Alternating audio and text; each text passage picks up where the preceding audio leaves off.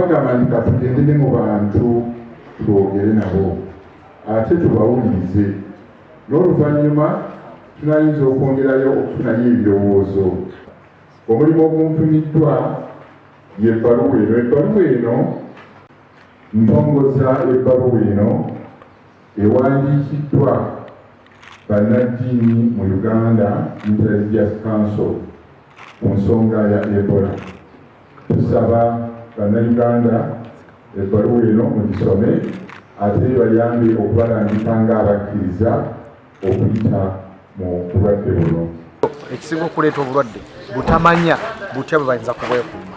Kale no tugenda kuddayo nga tulina amaanyi n'okuwanirizwa kungi olw'ebitabo bituweereddwa n'amagezi agatuweereddwa okulaba bwe tuyinza okuteekateeka bannaffe abali eyo abeetaaga. Obutuufu twali badde nga tutwala omuvunaanyizibwa bunene okubeera nga tusomesa abantu kubanga ekizibu abantu butamanya.